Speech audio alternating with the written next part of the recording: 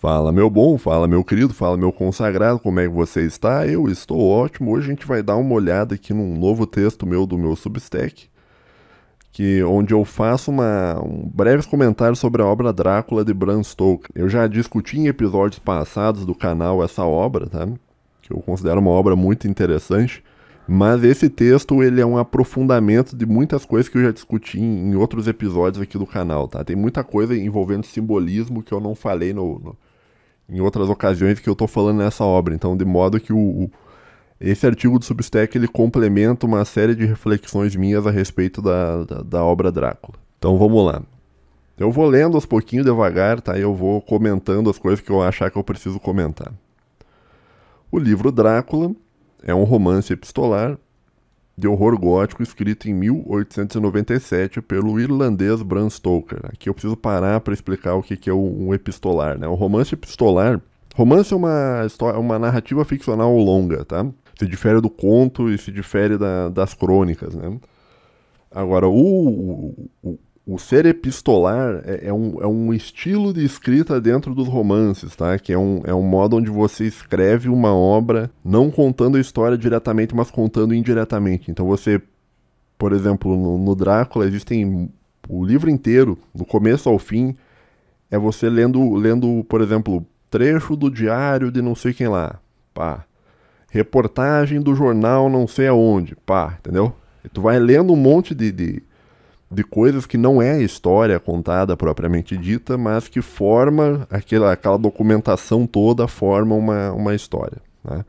Isso é escrito, o Drácula é escrito desse modo. Um outro livro bastante famoso que foi escrito desse modo foi o romance Carrie a Estranha, do Stephen King. Mas, enfim, só para fazer um parênteses, caso tu não saiba o que é um romance epistolar. Coisa de literatura, né? Seguindo. A obra inteira não é um romance tradicional em sua estética. Ela é um conjunto de cartas e documentos separados que juntos contam uma história. Isso por si só já é algo interessante. Você vai lendo documentos e formando a história quase como se você fosse um detetive analisando provas para entender o que aconteceu. Outro ponto interessante é que existem partes da história faltando no livro. Quando eu li Drácula pela primeira vez, isso me deixou incomodado. E julguei Bram Stoker como um escritor ruim, preguiçoso. Então, quer dizer, quando eu li o Drácula pela primeira vez, eu achei, pô, mas tá faltando um pedaço da história aqui, cara. Tá meio mal escrito, isso aqui tá mal contado, né? E depois, quando eu fui refletir mais sobre essa obra, eu acabei vendo que é proposital e essa obra acabou subindo no meu conceito. É mais ou menos como é a leitura de Machado de Assis, só que é o contrário, né? O Machado de Assis ele é um escritor que quando você é jovem, você lê e você acha, nossa, muito bom esse cara, impressionante, não sei o quê. Depois, quando tu fica mais velho, vai ler Machado de Assis, tu lê Machado de Assis, tu pensa, bah, que ser humano merda, né, cara, Então, o Machado de Assis, quando tu é novo, tu vai ler o Machado de Assis e tu acha ele muito bom, depois tu acha ele ruim. O Drácula foi o efeito contrário. Eu li o Drácula a primeira vez e eu achei ruim o Drácula. Eu falei, não, isso aqui não... O escritor cheio de buraco na obra, tá estranho isso aqui, né? E depois de um tempo eu falei, não, mas isso é exatamente... Isso aqui é proposital, né? Que é o que eu escrevi aqui, né? Então vamos seguir aqui, ó. Mas em um segundo momento fica mais claro que a falta de trechos é proposital. Uma ideia genial do autor, né? Então é um negócio discreto, mas propositalmente estão faltando passagens no Drácula, né?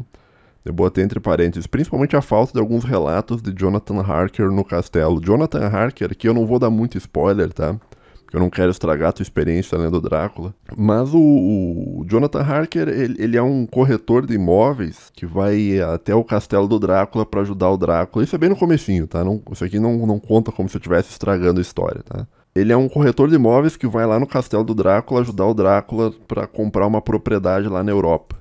Ele vai relatando, né, o que está acontecendo lá no diário dele, como é que tá a viagem, e chega um momento do livro que parece que ele vai ter um fim que depois tu descobre que é outra coisa, né? Eu estou tentando não dar spoiler, né? E fica meio em branco por que as coisas aconteceram do modo que aconteceram com o Jonathan Harker, né? Mas, seguindo. existe talvez algo muito mais genial em Drácula. Para entendermos o que é, precisamos primeiro comentar um detalhe muito importante da vida de Bram Stoker, que é negligenciado pela maioria das pessoas, que é a sua ligação com o ocultismo. Que, se tu estivesse ouvindo com o podcast, eu botei um desenho do Hermes Trismegistro, né, que é considerado o pai da tradição hermética. E aqui eu preciso fazer um parênteses, que uma vez eu estava numa live, né, um ouvinte chegou para mim e falou assim, pá, você conhece a tradição hermética? E eu falei assim, sinceramente, eu falei pro ouvinte, não conheço a tradição hermética. E ele, como assim, mas você não leu o livro do Évola, a tradição hermética? E eu falei, sim, eu li, né, mas você ler a obra, a tradição hermética do Évola não significa que você conhece a tradição hermética, porque o Évola, ele é um comentador da tradição hermética, ele não é o fundador, o criador do hermetismo, né? Ele é um bom livro sobre a tradição hermética, mas o Évola não é a tradição hermética. A tradição hermética começa há muitos e muitos e muitos anos atrás com esse cara aqui, retratado nesse desenho como Hermes Magistro, Trismegistros, né? Que tem toda uma representação do espírito solar, espírito lunar e tal, né? Que isso aqui depois aparece bastante presente dentro dos trabalhos do Évola. Mas o Évola não é a tradição hermética, né? A tradição hermética é isso que inicia com Hermes Trismegistros, tá? Então, vamos comentar um pouquinho sobre a ligação do Bram Stoker com o ocultismo, tá? Ainda que, negrito, não haja nenhuma evidência substancial de que Bram Stoker fosse membro de algum culto esotérico, é bastante interessante observar seu entorno, né? Aqui quando a gente está falando em culto esotérico, a gente está falando daquela distinção entre esotérico com X e esotérico com S, né? Que o esotérico com S seria um discurso para dentro, que seria um discurso mais elevado do que o discurso para fora, que seria o discurso exotérico, né? Essas coisas envolvendo as sociedades secretas, eles sempre têm um discurso duplo, tá? Então eles têm um discurso para fora e um discurso para dentro, tá? Isso aqui é condenado pela Igreja Católica, tá? Eu vou falar sobre isso mais pra frente, né? Mas o ponto interessante é te mostrar que não tem nenhuma evidência que o Bram Stoker fosse membro de algum culto esotérico. Contudo, né, o Bram Stoker, ele possuía conexões, tá? Ele tinha um entorno muito estranho, tá? Ele tinha conexões com o poeta britânico William Butler Yeats, não sei como é que fala isso, um conhecido membro da sociedade secreta Ordem Hermética da Aurora Dourada, tá? Que é uma ordem de hermetismo, né? Hermetismo remete ao Hermes Trismegistro, tá? Que eu não gosto de comentar muito sobre essa ordem aqui por uma série de problemas, tá? Mas eu acredito que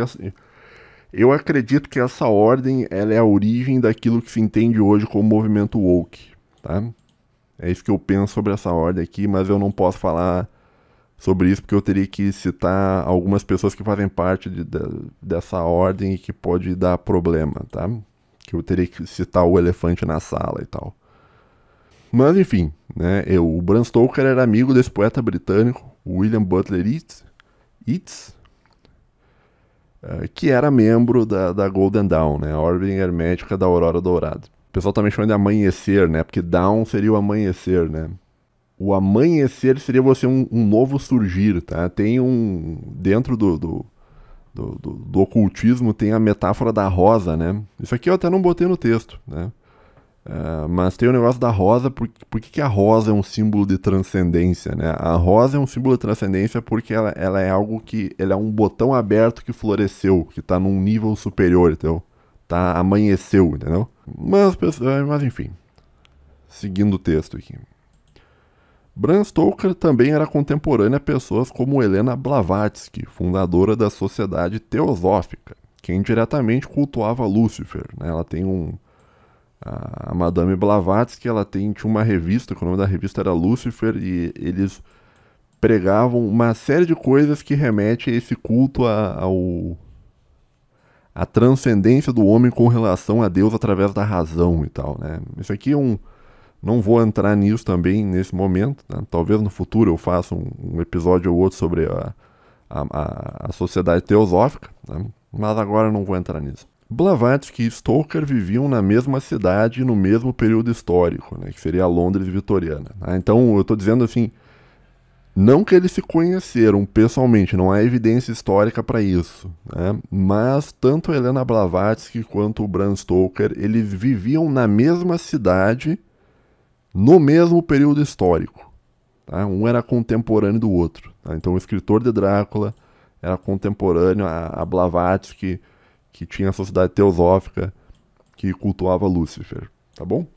Isso torna muito provável que eles de algum modo se conhecessem. Também muito amigo de Bram Stoker era o dramaturgo britânico Henry Irving, que interpretou diversos personagens ligados ao ocultismo, como o personagem Mefistófeles da obra Fausto de Goethe, que representa o diabo.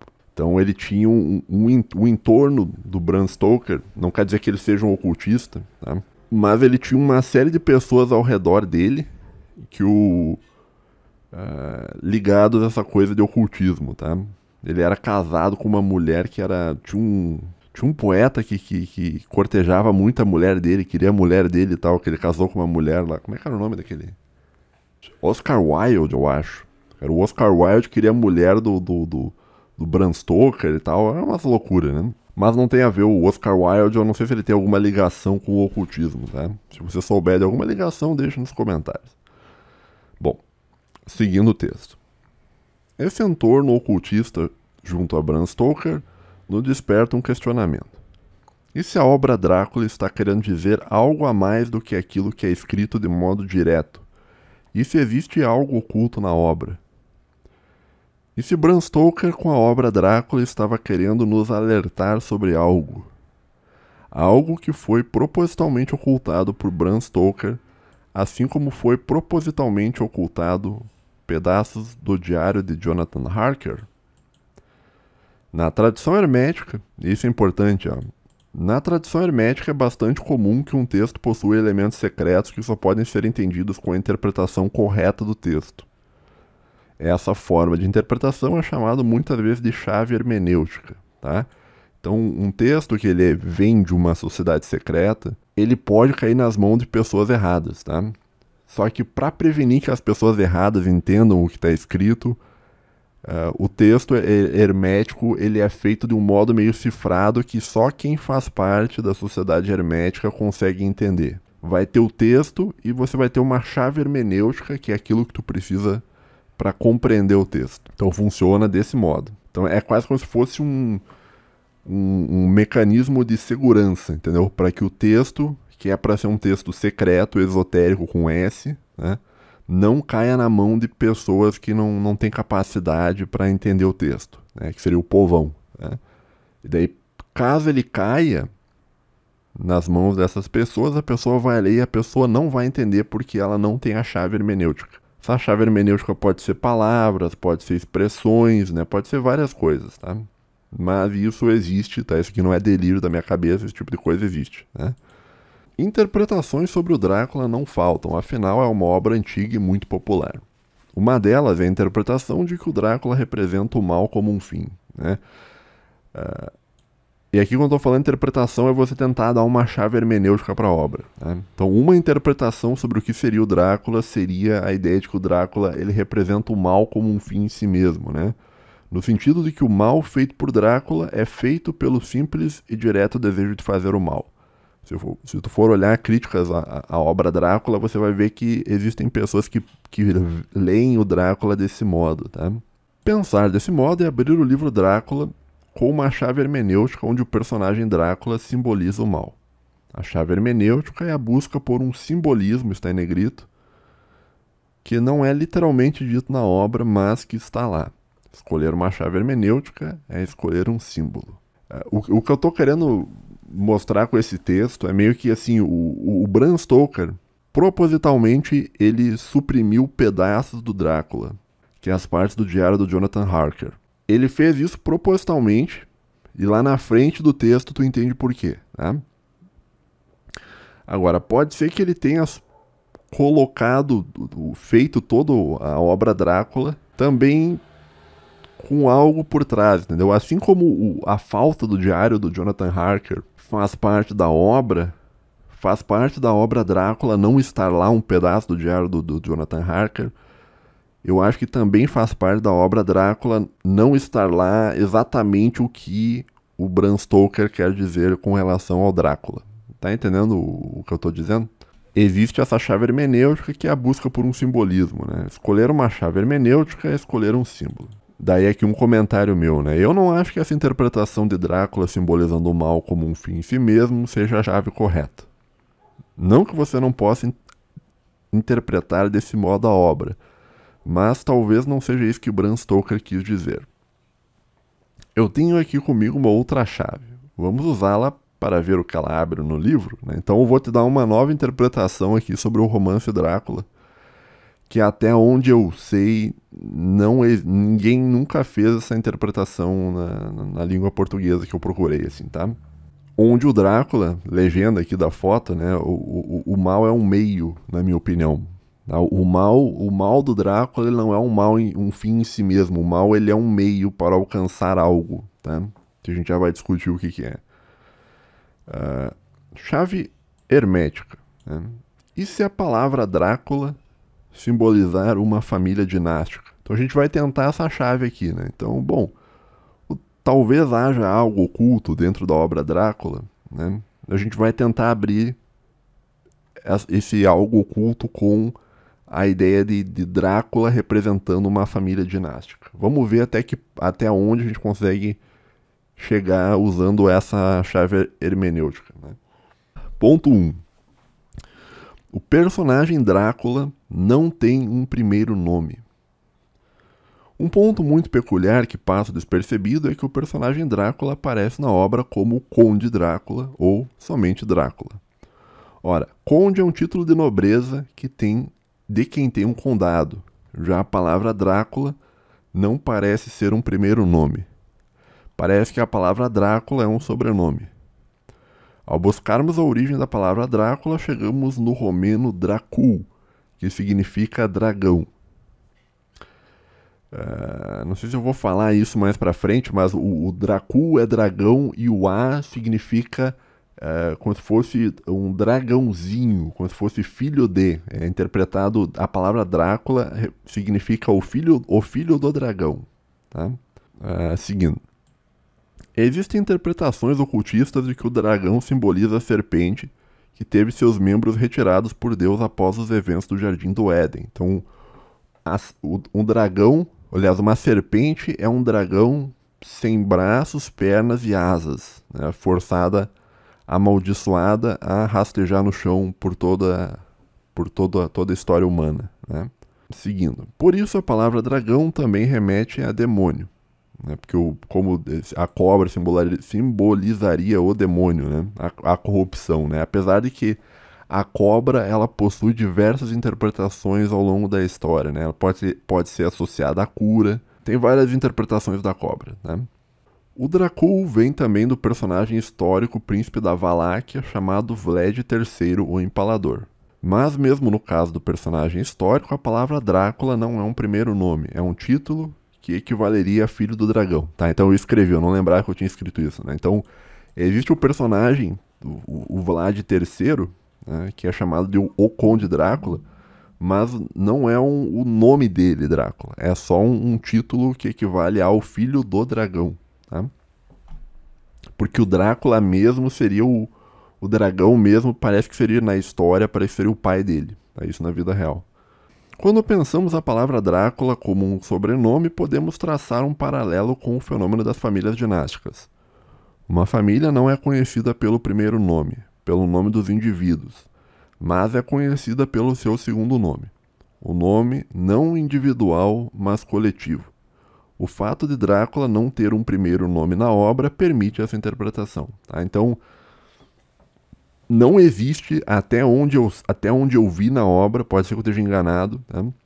Mas não existe um primeiro nome para o Conde Drácula. O Conde Drácula é sempre chamado de Drácula. O que parece ser um indício, né, que eu falei, de que ele estaria falando de uma família dinástica. Tá? Parece que Drácula simboliza uma família dinástica. Foto aqui, dá um alt tab aí se tu tá me ouvindo só. Né? Aqui tem o Uroboros, né, tradicionalmente representado por uma cobra. às vezes também aparece como um dragão, né? O Ouroboros é um símbolo ocultista, né, que remete a uma noção cronológica que é diferente da noção cronológica cristã, que seria o tempo como algo cíclico e infinito, né? O próprio símbolo do infinito também aparece como o Ouroboros, sabe aquele símbolozinho que é duas bolinhas, uma girando eternamente, uma ligando na outra, tá? Às vezes aquele símbolo do infinito é representado pela figura de uma serpente devorando sua própria cauda, tá? Que à medida que ela devora a própria cauda, ela cresce porque ela adquiriu a energia de ter devorado a própria cauda, tá? E aquilo vai acontecendo para sempre. Então o Ouroboros ele é representado por uma cobra, mas a cobra também pode ser um dragão, tá? Enfim, só um pequeno detalhe com relação à simbologia de um dragão. A questão da imortalidade. Tá, então o próximo tópico. O primeiro tópico, então, é tu entender que, olha, propositalmente não é dado ao Drácula, na obra Drácula de Bram Stoker, um primeiro nome. Tá? O personagem, que é o personagem principal, que é o Drácula, ele não tem um primeiro nome. E isso é feito de um modo proposital por alguém que conhecia hermetismo, que provavelmente ocultou isso de propósito. Provavelmente, né? Ponto 2. A questão da imortalidade. A lenda do vampiro conta sobre seres imortais que vivem por muitos e muitos séculos. Isso, obviamente, não é possível a um ser humano como entidade individual. Contudo, um sobrenome vive, entre aspas, por muitos e muitos séculos. O que estamos querendo dizer é que indivíduos não vivem por séculos, mas a história nos mostra que as famílias dinásticas podem fazer isso, né? Então, o modo de você ser um imortal, entre aspas, seria você fazer o seu nome se propagar ao longo de muitos e muitos e muitos anos. E isso é feito através do fenômeno das famílias dinásticas, né? Então a ideia de imortalidade de um vampiro talvez seja uma representação do que seria uma família dinástica, né? Seguindo. É quase como se você alcançasse a imortalidade através da perpetuação da sua família através dos séculos. Talvez Bram Stoker, por conviver em um meio de ocultistas, sabiam que existiam famílias dinásticas metidas dentro desse meio. E talvez isso serviu como inspiração. Talvez o personagem Drácula seja um aviso de alerta sobre essas famílias que buscam a imortalidade através da linhagem sanguínea. Mais cedo falamos sobre Drácula ser um mal como um fim. No nosso entendimento, Drácula é um mal como um meio, o fim é a imortalidade. Então, a questão a questão da minha discordância dessa interpretação do Drácula como um mal em si mesmo é porque eu acho que o Drácula ele busca um fim, tá? E o fim é a perpetuação dele para sempre, né? É a busca pela imortalidade. A finalidade do vampiro é viver para sempre, esse é o ponto. Que eu acho que é o caso do Drácula. Tem uma foto aqui que é a representação do Drácula no jogo Castlevania Symphony of the Night, que é o melhor jogo do Castlevania. Caso você não jogou, um jogo de Play 1, jogue, tá? Muito bom mesmo, né? Mas enfim, seguindo. A questão do sangue. A palavra vampiro tem uma origem muito antiga e incerta. Ela deriva de folclores de diversos povos nos quais os mortos voltam à vida, seria um morto-vivo, para se alimentar dos vivos, né? Existe, por exemplo, a deidade suméria Lilith, que lá em 6000 a.C., o sumério, parênteses, Sumério é um povo que habitava a região, que diz que foi o primeiro povo a habitar a região entre o rio Tigre e o Eufrates, né? Então, eles viviam lá no milênio, não é século, no milênio, no 6º milênio antes de Cristo, né? E eles cultuavam uma divindade, né, que seria a Lilith, que depois ela entra como, parece que é a primeira mulher de Adão. Eu não vou entrar, não sei exatamente a história da Lilith no Antigo Testamento, tá? Mas ela era cultuada no milênio 6º antes de Cristo, né, pelos sumérios. Vamos retomar aqui a leitura. Existe, por exemplo, a deidade suméria Lilith, que lá em 6000 a.C. era conhecida como uma entidade que devorava a vida de homens e dos bebês. Seu símbolo era a lua, que, veja só, assim como os vampiros, só aparece durante a noite. Né? Que a questão da Lilith, ela era uma mulher que ela devorava os homens, tá? E os bebês. Mas eu não achei se ela só devorava fisicamente, de pegar um pedaço da carne da pessoa, ou se ela se alimentava do sangue, tá? Mas existe o mito do sangue existe já desde o período dos Sumérios, 6.000 a.C. Na obra Drácula, Bram Stoker segue a tradição do mito do vampiro e aponta 3 etapas para alguém virar um vampiro. Isso é importante. A primeira etapa é a perda gradual do sangue original da pessoa. Essa perda pode ser interpretada como alguém que abandona o seu sobrenome. Então, em primeiro momento, a pessoa ela perde o sangue dela. Né? Na segunda etapa, a pessoa vai tomando o sangue do Drácula aos poucos. Né? Essa tomada de sangue pode simbolizar um indivíduo entrando aos poucos em uma família dinástica. E por fim, na terceira etapa, ocorre a morte da pessoa, que depois ressurge como um vampiro. Isso pode representar a etapa final, onde uma pessoa abandona completamente sua família original e se torna membro de uma família dinástica. Tá? Isto aqui, essas 3 etapas, tá? Elas são descritas no Drácula. Tá? Então não é um folclore, não, isso é descrito no Drácula. Tá? E é importante falar sobre isso porque o Drácula, ele é um dos primeiros livros de romance sobre vampiro. Tinha um livro anterior ao Drácula, como é que era o nome? Era Carmela, algo assim, tá? Mas o Drácula é um dos primeiros, tá? E o Bram Stoker propositalmente descreve a transformação de um vampiro desse modo. Né? Então você perde o seu sangue, olha só como isso tem a ver com uma família dinástica.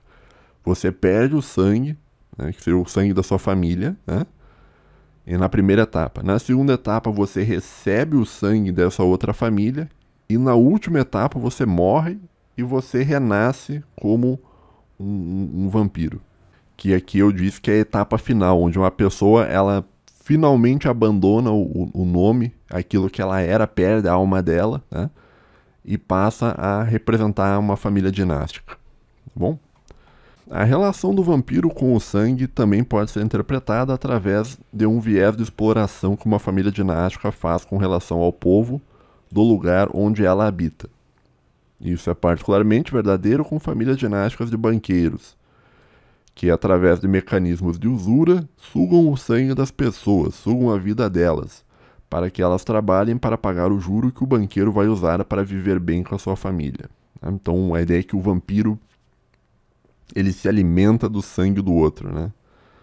Nesse caso da usura, é quase como se fosse feita uma transferência da vida das pessoas comuns para o vampiro viver para sempre. Então, por exemplo, através desse mundaréu de empréstimo, você enriquece uma família dinástica e essa família dinástica vai viver para sempre com o sangue das pessoas que ela se alimentou, né?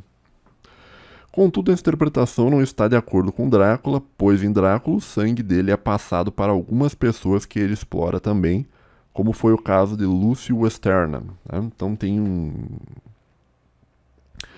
O Drácula ele mata algumas pessoas para se alimentar do sangue, mas em alguns casos ele se alimenta do sangue da pessoa e transforma a pessoa num vampiro, como é o caso dessa moça, que é a Lucy Westenra. Né? Mas não vou contar muito isso aqui para não te dar spoiler. A simbologia do sangue é muito extensa. Ela aparece em múltiplas culturas como algo ligado ao prolongamento da vida, o que tem relação com a imortalidade do vampiro. Inclusive, nos dias de hoje, tem-se a teoria da conspiração, põe umas aspas bem grandes, tem-se a teoria da conspiração, né? De que as elites tomam sangue humano de crianças, né, que seria o adenocromo, para prolongar suas vidas ao máximo. Seguindo, legenda, vai uns anos de vida a mais, né, uma pessoa tomando um drink aqui. Né? Mas esses costumes da elite são muito estranhos, né? Coisa de adenocromo, de o cara come placenta, entendeu? Pessoal muito estranho, né? Mas a simbologia do sangue é interessante, né? Quer dizer, por que é interessante? Porque o sangue é o que representa uma família dinástica.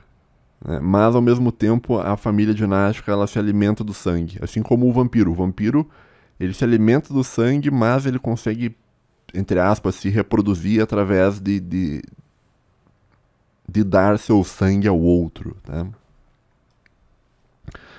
A simbologia das sombras. Drácula é um ser da noite, um ser que não sai de dia e que pode ser morto ao enfrentar a luz do sol.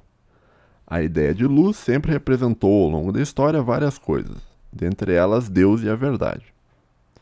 Até mesmo em Platão isso existe no mito da caverna, onde uma pessoa encontra a verdade ao sair à luz. Né? Então a luz, o simbolismo da luz, de fato ele representa Deus, tá? Mas a luz ela representa a verdade, né? Quando tu fala, vamos dar luz a essa questão, né? Seria, vamos esclarecer o que aconteceu, entendeu? Tá entendendo que a ideia de luz ela representa uma busca pela verdade, né? Isso aparece em Platão lá no mito da caverna. Né? Com relação às famílias dinásticas, é evidente o que as sombras significam.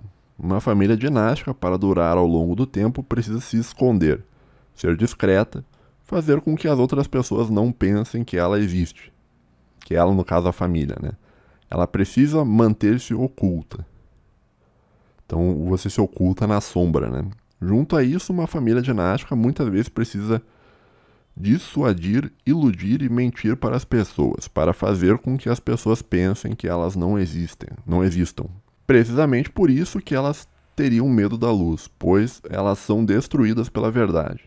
Uma família dinástica exposta tende a ser dissolvida, assim como foram todas as famílias dinásticas dos reinados medievais. Então, de todas aquelas famílias do mundo medieval, só as que sobraram foram as que se mantiveram ocultas nas sombras. As famílias dinásticas, assim como o Drácula, se escondem, que faltou um M aqui, se escondem nas sombras porque só através delas é possível se manter existindo. Pense do que seria se todos soubessem que são apenas algumas poucas famílias que mandam no Ocidente inteiro.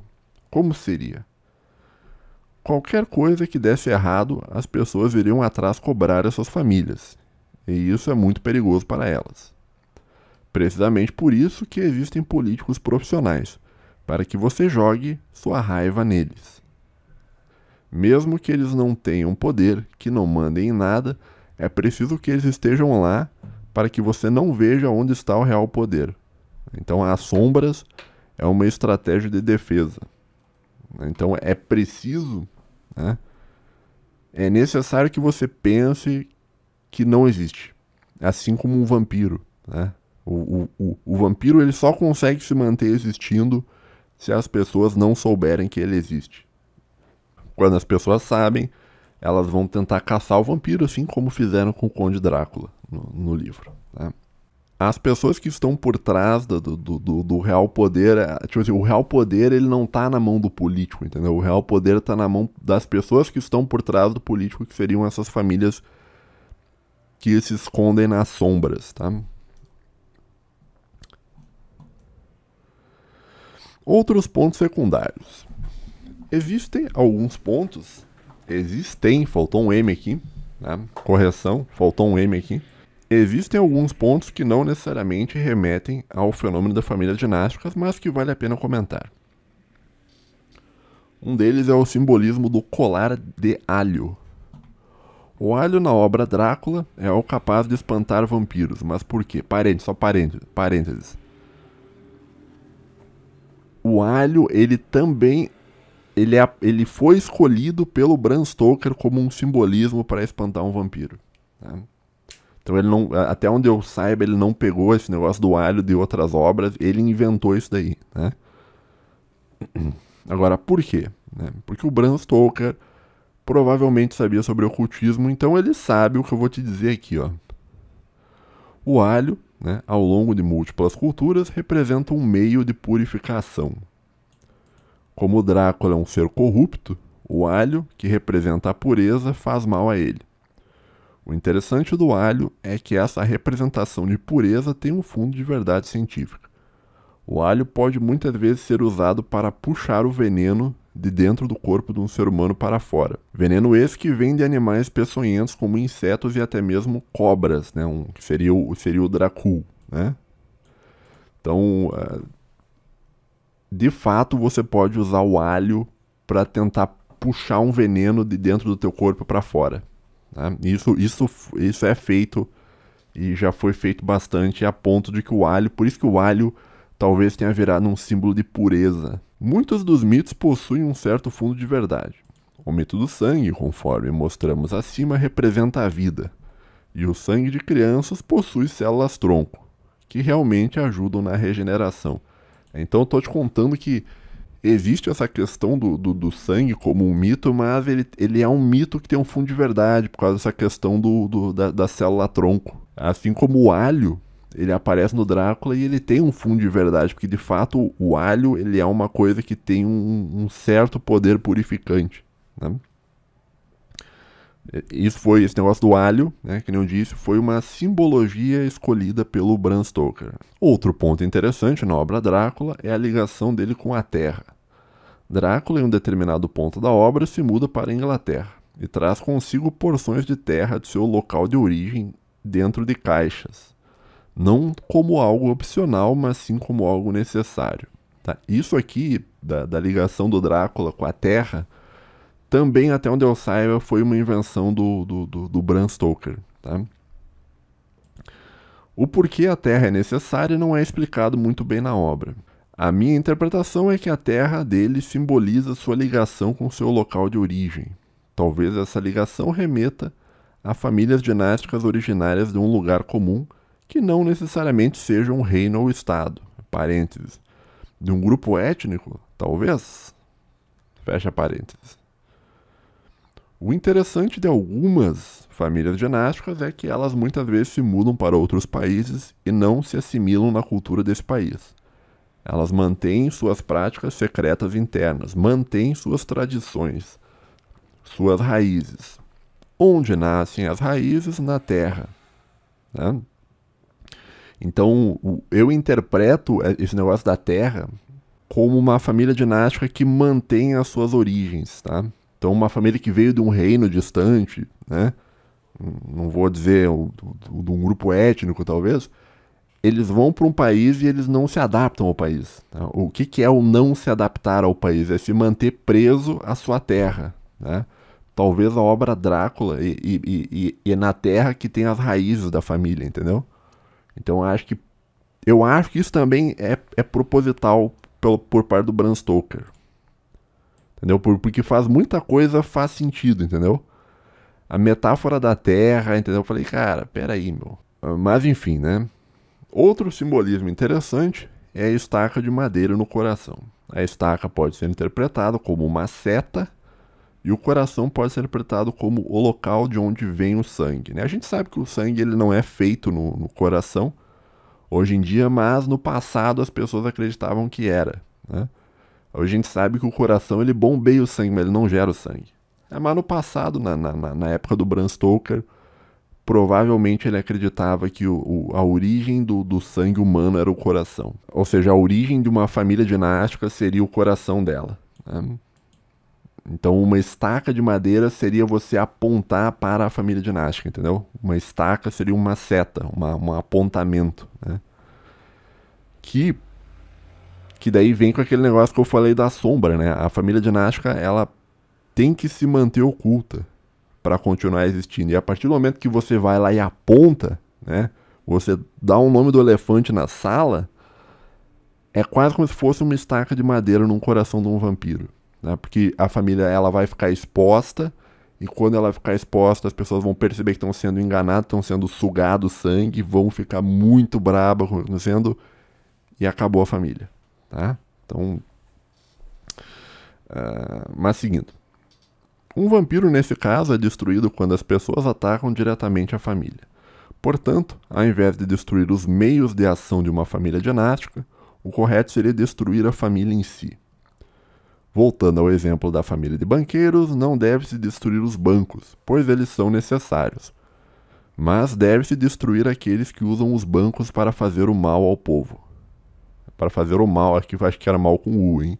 ao povo. Então, assim, é aquilo que eu sempre falo, né? O banco, a existência de um banco não é um problema, né? O banco, para que serve o banco? O banco serve para ligar uma pessoa que precisa de dinheiro com uma pessoa que tem dinheiro para emprestar. Então, o banco ele faria uma intermediação. Então, o banco em si ele não é mal, tá? Porque uma pessoa empresta dinheiro para outra e você gera um desenvolvimento econômico ali, né? Às vezes tu precisa de um dinheiro para abrir um negócio, tu vai lá e o banco faz essa intermediação e te empresta. Então o banco em si ele não é uma entidade maligna, mas existem bancos que são controlados por famílias dinásticas que fazem coisas erradas, talvez. Né? Não, não vou falar, deixa pra lá. Ademais, é importante notar que a estaca de madeira pode simbolizar aquilo que na linguagem hermética representa a árvore da vida. A morte está onde não está a vida, e quando se insere a vida no coração de um ser morto, ele deixa de existir mais como morto. Né? Ele deixa de existir mais como morto, então ele desaparece. Né? Então aqui tem a questão da árvore, tá? O simbolismo da árvore dentro da tradição hermética é um negócio imenso, cara, aqui. Bom, a árvore simboliza várias coisas, tá? Tem a árvore da vida, tá? Tem a árvore do conhecimento do bem e do mal, tá? Na Cabalá judaica, que é uma seita que foi feita nos anos de 1500 e pouco, né? Existe a metáfora da árvore também, né? E existe a metáfora da árvore invertida, que na Cabalá, a árvore invertida representa como é que eu vou dizer? A árvore ela é o contrário da árvore da vida. Tá? Então, se você vê uma árvore invertida, dentro da Cabalá, ela significa a morte. Tá? Seria uma árvore da morte. Né? Agora, na tradição hermética não é bem assim, tá? Porque a tradição hermética ela tem um negócio que tem um lema lá que eu não me lembro agora, tá? Mas em que resumo ele diz o seguinte, ó, assim como é o mundo de cima, é o mundo de baixo. No sentido, a consequência do mundo que a gente vive, tipo, nossa vida, o nosso mundo, ele é uma consequência do mundo superior. Tá? E a árvore invertida, ela representa o quê? Ela representa que as raízes da árvore estão no plano superior. Né? Então, os frutos, que seria a gente, é uma consequência dessa conexão das raízes com o mundo superior. Né? Aqui na tradição antiga, o mundo ele era um domo, tá? E o domo ele tinha um oceano em cima. Então uma árvore invertida seria uma árvore que toca e entra dentro do domo e se alimenta dessa água do domo da terra. Tá? Então a árvore invertida, a árvore ela tem vários simbolismos. Né? Então no hermetismo a árvore invertida ela não é ruim. Mas na Cabalá a árvore invertida representa a morte e tal. Né? Mas enfim, não vou entrar muito nessa simbologia que é muita coisa, tá? Muitas culturas diferentes falam sobre a simbologia da árvore, tá? Então, um último ponto fundamental. Mais importante do que tudo que foi explicado, falta explicar uma coisa, que é a relação de Drácula com Deus.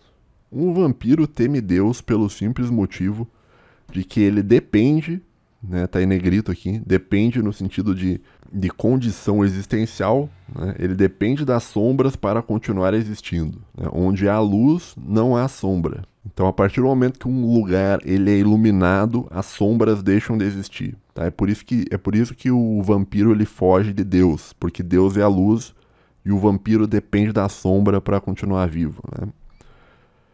Isso quer dizer que a sombra é a ausência de luz, assim como o mal é a ausência de bem, no sentido de que o mal só é o que é devido a um afastamento do homem com relação a Deus, bem como apontava o bispo de Hipona no século IV depois de Cristo. O bispo de Hipona é o Santo Agostinho. Né?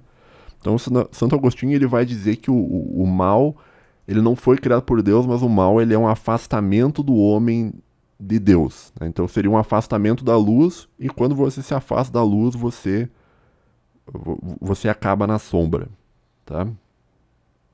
Então, que seria o local onde o vampiro está, né? É precisamente por isso que as famílias dinásticas que existem hoje são todas anticristãs.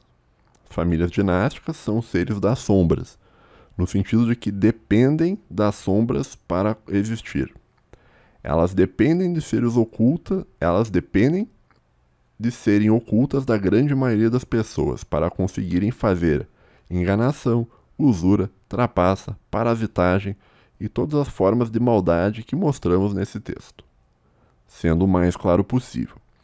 Uma família dinástica que aceite Deus perderá seus meios de ação e não conseguirá mais existir, uma vez que sua existência depende de poder fazer o mal, e isso não é mais possível quando se aceita Deus. É por isso que os vampiros são destruídos por Deus.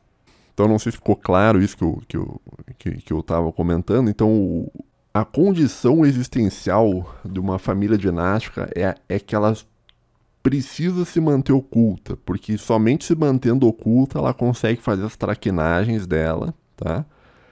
Que é aquilo que vai fazer com que ela consiga viver por muitos e muitos e muitos séculos. Seria o sugar o sangue das pessoas, tá? E quando elas saem do anonimato, isso acaba sendo um problema, tá? Quando elas vêm à luz, né, elas acabam sendo destruídas, né? Uma família dinástica, para continuar existindo, ela precisa estar oculta, sempre, né? Então, por isso que elas são todas do modo que são, né? Ademais, a Igreja Católica posiciona-se abertamente contra o ocultismo. A Igreja Católica acredita que a mensagem de Cristo deve ser exposta a todos de modo universal. É precisamente daí que vem a palavra católico, universal. A palavra católico representa a ideia de que a salvação das almas é algo possível a todos desde que aceitem Deus. Não há, como em outras religiões, salvação só para os iniciados em um culto esotérico ocultista. Não há nada oculto dentro da Igreja Católica no que concerne à salvação das almas. Isso creio eu, tá? Porque o pessoal, não sei o que o pessoal do Opus Dei faz, tá? Mas a tradição católica diz que não pode ter isso, né? Não pode ter, a salvação é só para o cara iniciado num culto esotérico, não sei o que lá. Não, a salvação é universal. A ideia de católico é a salvação universal. Qualquer pessoa que aceite Deus vai ser salva, né? Então você não pode esconder os ensinamentos de Deus, né? Então por isso que a Igreja Católica ela é uma igreja aberta, tá? Não tem um culto esotérico, né? O René Guénon acreditava, mas isso é o delírio dele, tá? O René Guénon acreditava que a Igreja Católica ela tinha um culto esotérico que se perdeu com o tempo lá no período da escolástica. Mas isso é delírio dele, tá? O René Guénon não vai no René Guénon, tá? A tradição católica ela não aceita esse tipo de coisa, tá? Ocultismo, né? Então, por isso, né, uma família dinástica dessas iluministas que existem hoje, por definição, não podem ser católicas, tá? Uma família desse tipo, ela não pode ser católica porque o catolicismo ele é contra o ocultismo. É preciso que se entenda que, ao entrar em uma família dinástica dessas, por definição, a pessoa que entrou perde a sua alma. Exatamente como é descrito no processo de transformação em vampiro na obra Drácula. Né? Tá entendendo que não é uma coincidência, cara? Isso aqui não pode ser uma coincidência, velho. A pessoa só vira um vampiro após a sua morte, e a partir daí é condenada a viver nas sombras como um morto-vivo vazio sem alma, buscando a vida dos vivos.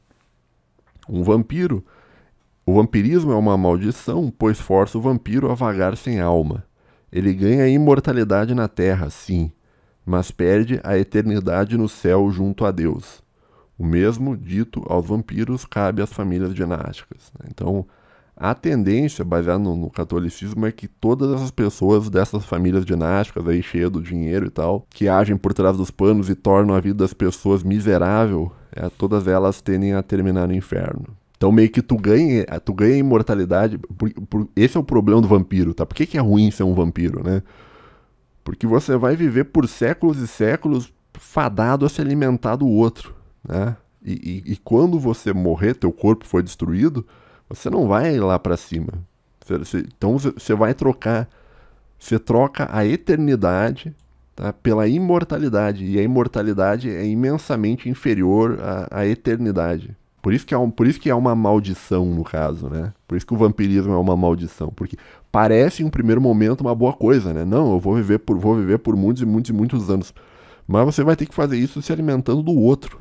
E o outro que tu se alimentou e que tu matou e que tu fez o mal, provavelmente esse cara vai pro céu, mas você não vai. Né? Você não vai pro céu, né? Porque você fez muito mal durante o período que você foi um vampiro. E daí tá mais um motivo pelo qual as famílias dinásticas elas odeiam o catolicismo, né? Porque o catolicismo, no fim das contas, ele mostra a verdade, o que vai acontecer com elas no futuro, né? Bom, seguindo aqui. Será que foi isso que Bram Stoker tentou nos avisar quando escreveu Drácula? Será que realmente Drácula é só um livro sobre vampiros? Ou Drácula, na verdade, é um alerta, uma tentativa de aviso do que Bram Stoker viu surgir na Londres vitoriana no século XIX? Será que ele viu todo o problema e teve medo de contar diretamente e por isso contou através de uma alegoria com vampiros? Se Drácula é uma palavra hermética para famílias dinásticas, então infelizmente talvez a realidade seja 1000 vezes pior que a ficção. Se nossa chave hermética está correta, então essa versão do Drácula consegue ser até pior do que o Drácula original, o Conde Vlad Tepes, o Empalador, que inspirou Bram Stoker. Isso porque o sofrimento que as famílias dinásticas trazem ao mundo até hoje, em nome de suas imortalidades, é muito maior do que os milhares de empalamentos feitos por Vlad. No fim das contas, se essa nossa interpretação do Drácula é real, então o Drácula é muito mais maligno do que pensávamos, e a realidade talvez seja pior do que um filme de terror. Muito sangue ainda vai correr até que nos livremos deles, né? Então esse foi o texto. Então, pode ser um delírio meu? Pode ser um delírio? Pode ser um delírio, né? Pode ser uma interpretação errada minha da obra Drácula? Pode ser uma interpretação errada, né? Só que eu tô te mostrando assim, ó, o Bram Stoker, ele conhecia o ocultismo, conhecia o hermetismo, e dentro do hermetismo, com certeza, ele conhecia que existem textos que possuem um significado interno que você só consegue enxergar através de uma chave hermética, né? E ele mostrou no texto dele que ele sabe ocultar as coisas, propositalmente quando ele ocultou o diário do Jonathan Harker, né? O que me leva a crer que talvez a obra Drácula tenha uma interpretação oculta, que no caso eu acredito que seja o fenômeno das famílias dinásticas, né? Então deixa eu retomar os pontos aqui rapidamente, ó. Tá, o primeiro indício é que o Drácula ele não tem um primeiro nome. Tá? Isso aqui foi colocado propositalmente pelo Bram Stoker. Não, o Conde Drácula ele não tem um nome. Tá? Ele é só chamado de Drácula. Ou ele só tem o primeiro nome, o que é muito improvável, né? Ou a palavra Drácula simboliza um sobrenome, né? Simboliza uma família dinástica.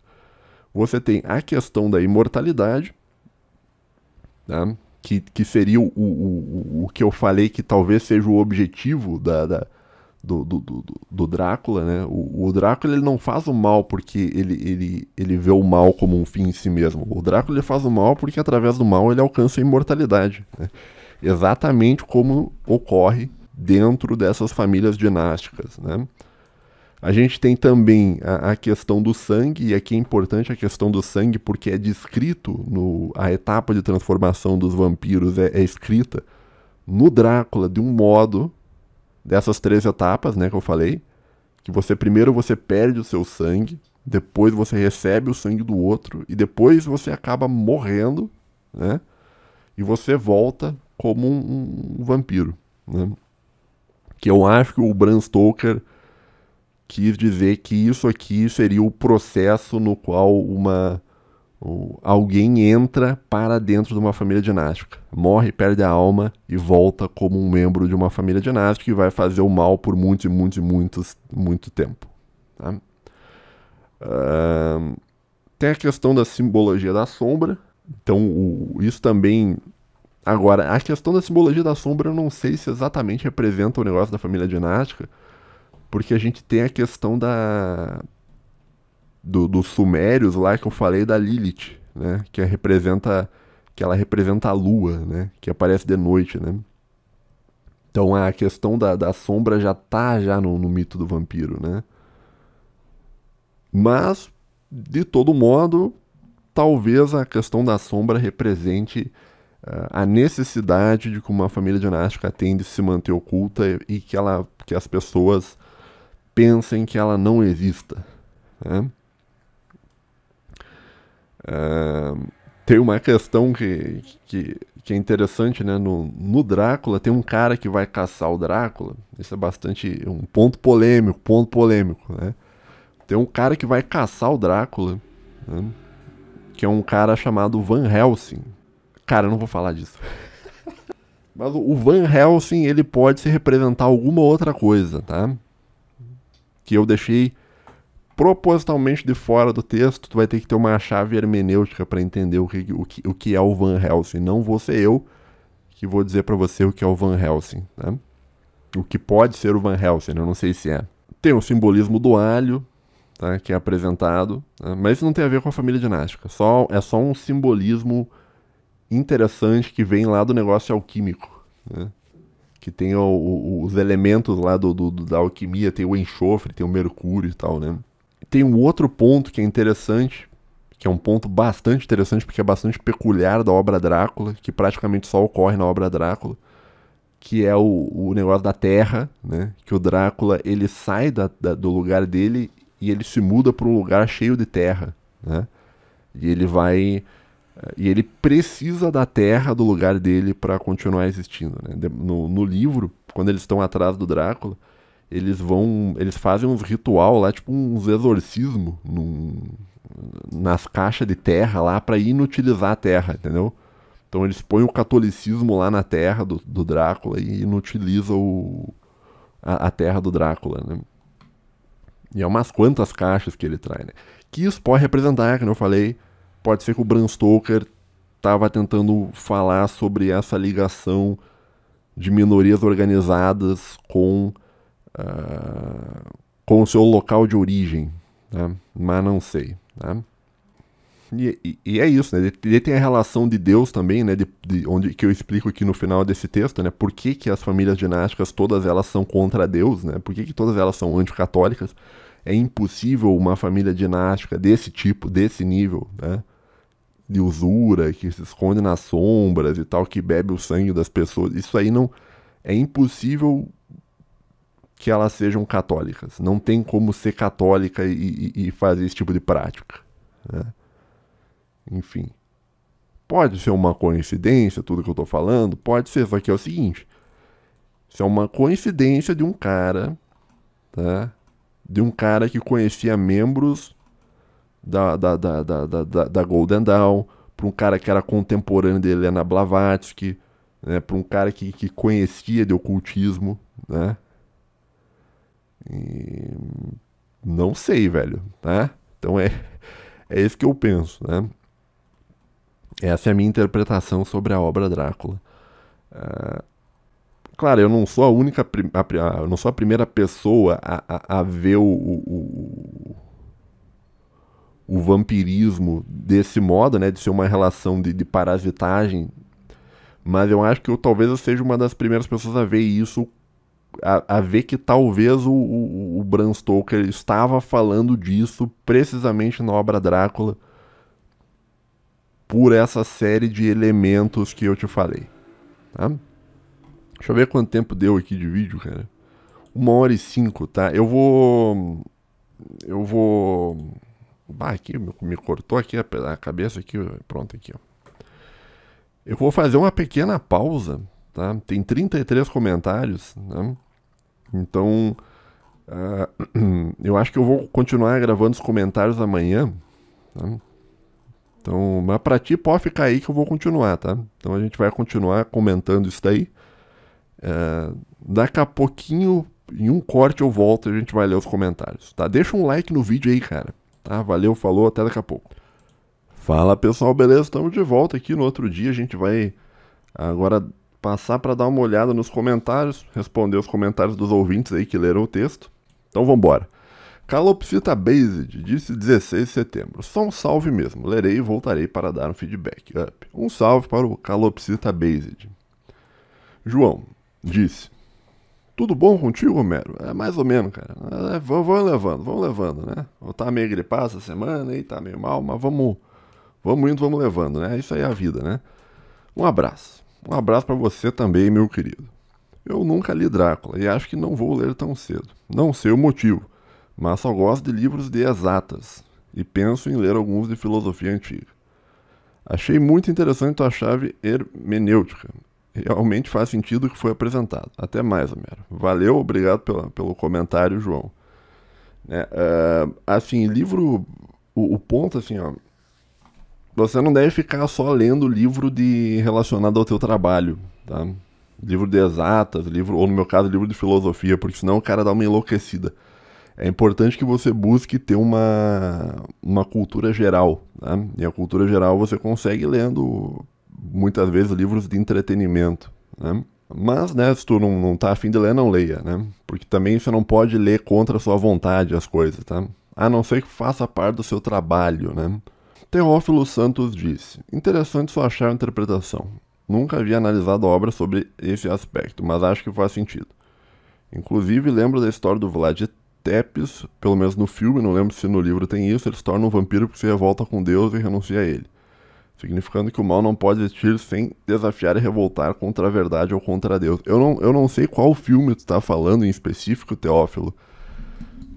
Mas o Drácula, ele teve vários filmes, tá? Tem um que eu acho que é o melhor filme do Drácula. É um que eles põem um começo que não tem nada a ver com a história, assim.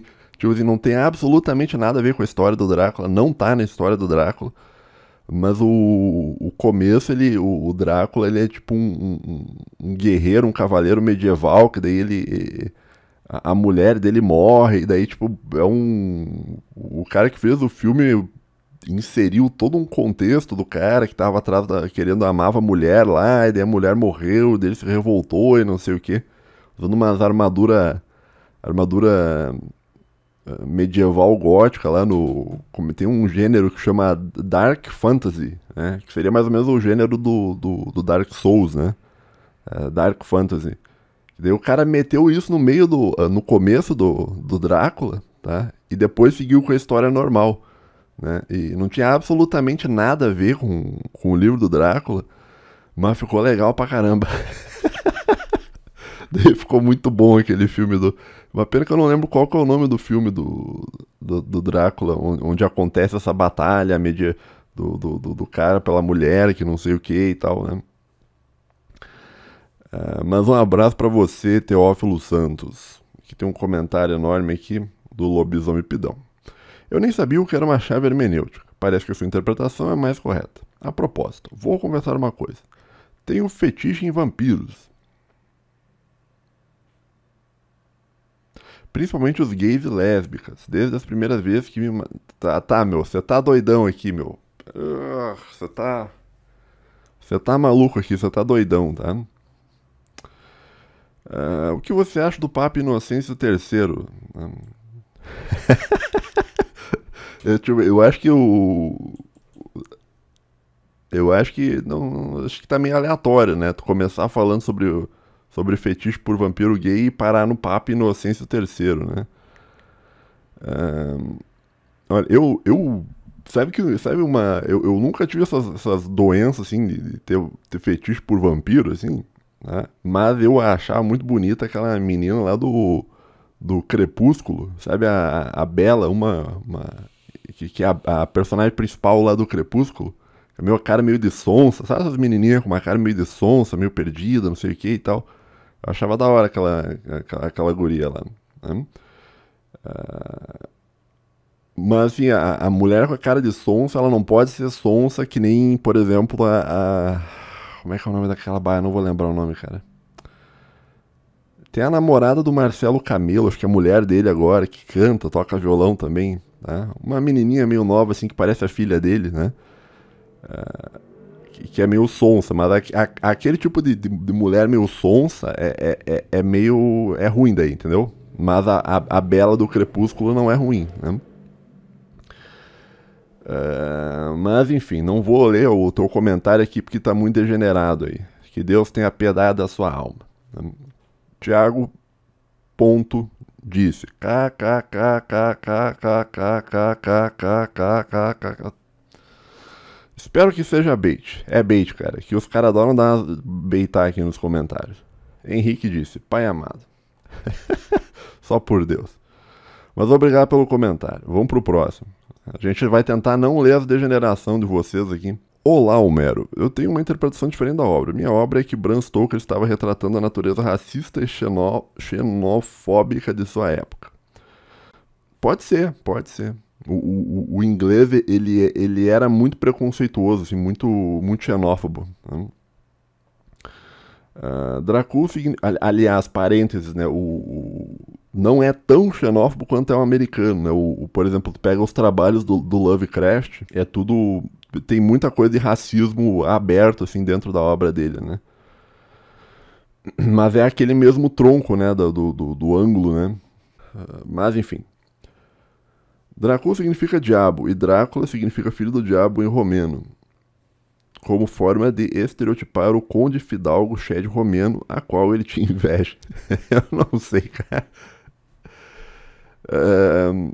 Artefatos utilizados contra o Drácula, como a cruz, são utilizados porque os romenos, por mais sejam de maioria católica ortodoxa, conhecidos por serem ciganos e chamados de Romani, que o autor estereotipou o conde, achando que ele era cigano e também foi retratado no livro sendo o Drácula ajudado por ciganos. Isso aqui é bastante comum do negócio do vampiro, no mito do vampiro, né?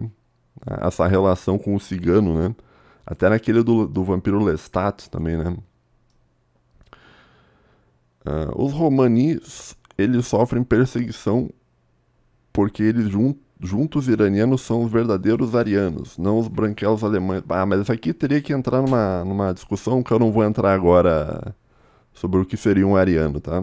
Então, eu acho que não é saudável pro canal continuar funcionando e eu entrar nessa discussão. Mas vamos ler o comentário dele. Os romani sofrem perseguição. Os romani, eles sofrem perseguição. Aqui tu botou um eles a mais aqui, ó. Eu vou começar a corrigir os ouvintes, porque os ouvintes ficam me corrigindo, tá? Tu falou, ó, os romani, eles sofrem perseguição. Porque eles juntos, iranianos, entendeu? Tá errado, ó. Os romani sofrem perseguição porque eles juntos com os iranianos são os verdadeiros arianos. Eu acho que é isso que tu quis dizer com a tua frase. Não os branquelos alemães doentes, pálidos, como diria Schopenhauer. Abre aspas. O ser humano tornou-se uma caricatura, um monstro. O simples fato de vê-lo já é algo repugnante, que se destaca até pelo branco de sua pele. Não sei, cara. A questão do sangue seria por motivos racistas do autor, porque os romenos têm sangue latino e são descendentes diretos dos povos romanos, como dito em seu hino, sangue de Roman. Eles são o verdadeiro popolo de herói, não os italianos. O romeno diz que a língua romena ela é muito parecida com o português, né? Que o tronco linguístico da língua romena é o mesmo que o português, né? Então você conseguiria ouvir um cara falando em romeno e você mais ou menos conseguiria ter uma noção do que ele está falando, né? Não sei até que ponto isso é verdade, né? Um professor meu